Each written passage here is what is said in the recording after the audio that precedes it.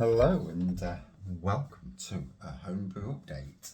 So I've been brewing this partly because I'm going to change my drinking habits, come away from beer, which is calorie heavy, carbohydrates and all that. And you look on the internet and red wine is a better thing to drink. If you fancy a drink, that is, it's not a case of just necking everything that goes, but still.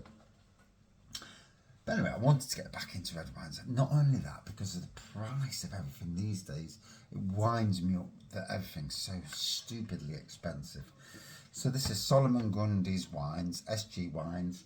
It's their Gold Merlot kit, Gold Merlot style.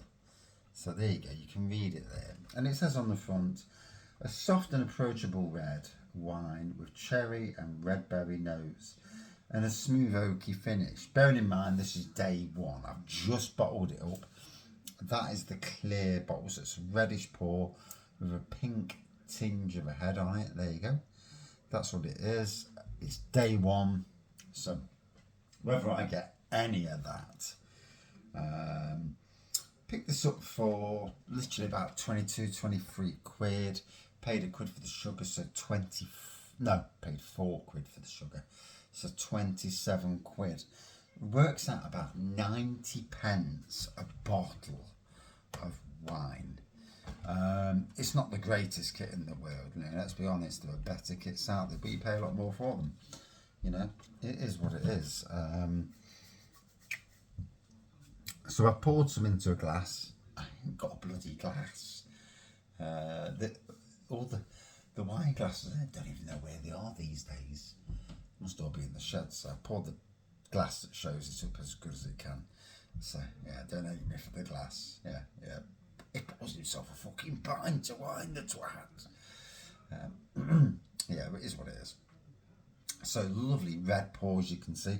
That's what the head looks like. It won't have a head when it comes out. So that's the colour. It's clear, it's done the job.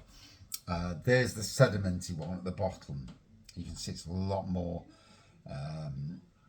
clear, sedimenty. There's 2 bottles like that that got a bit of sediment. It will filter down and clear out. It does do that eventually. It was easy doing. Brew the kit, put the syrup in afterwards. On the more expensive kits, you don't have to prat about with an extra bag of syrup, Merlot flavour that you put in. So you basically brew in red grape, and you're brewing that, then you're adding the Merlot flavour to it. But yeah, it's turned out all right. It's equivalent to a 3 or 4 quid bottle of wine. That's what it's equivalent to. It's not equivalent to a 10 or 15. So, on the aroma it says, soft and approachable wine, cherry and red berry notes and a smooth oaky finish. Gotta be honest, I could smell cherry straight away.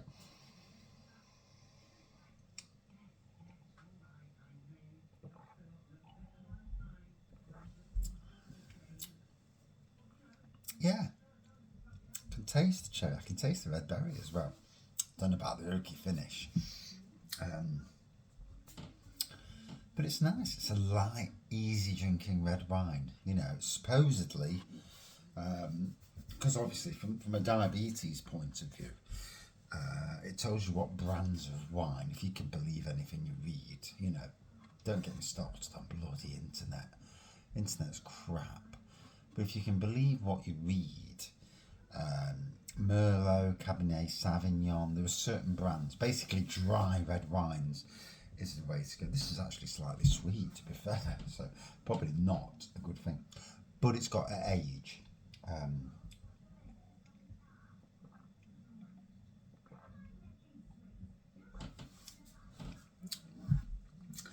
ABV, I'm not sure.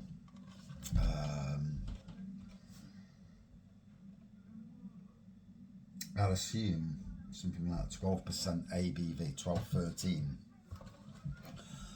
But yeah, it's tasting all right. Gotta be honest. Day one, it's not bad.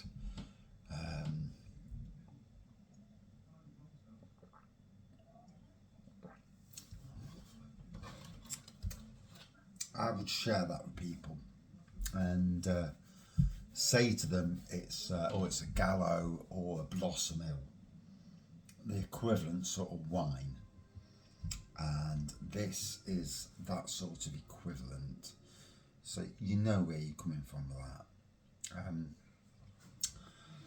Yeah, does the job. You know, it's cheap, 90p a bottle. 90p isn't a lot, you know, to brew your own. I'm using recycled pop bottles. It made the 22.5 litres. Yeah, I'm happy with that. I'm going to brew more. I'm going to brew a lot more as I go through the year, you know. Like I say, I've come back onto brewing more red wines and stuff that I can drink without having to worry about my consumption. As long as I'm not getting drunk and all that, but certainly keeping away from sweet, anything, keeping away from sweeter wines, keeping them to the dry, and keeping away from beers. Not only that, but also I'm looking at what I spend, and if I'm spending £6 or £7 a day on beers, you know, when I review them, not when I buy them, obviously. And sometimes if free reviews are on the channel in one day, that's anything between £9 and £10 a day.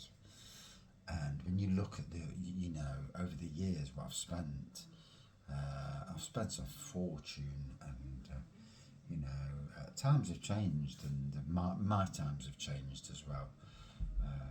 The channel was different to what it used to be. I'm working harder now. You know, it's all changed. Life's changed. We're not in the COVID days. I mean, blooming heck, in the COVID days, I was spending a frightening amount of money on booze. But there's reasons for that as well, and I don't want to go down that route. But I come from a homebrew background, and getting back into it, I've become disillusioned with the world of beer, and not all of it, certainly certain aspects, yeah. But also looking to, you know, the money I spend on this, because I like a glass of wine or, you know, alcohol, not to be pissed out of my face or like that, just to enjoy a bit of life, without people guilt tripping me. I'm not being guilt tripped by anyone, but anyway, it's tasting great. The sun's just come home, so yeah, it's doing the job. Would I drink it? Yes, I would. Out of 5, 4.2. No higher than that. Cheers.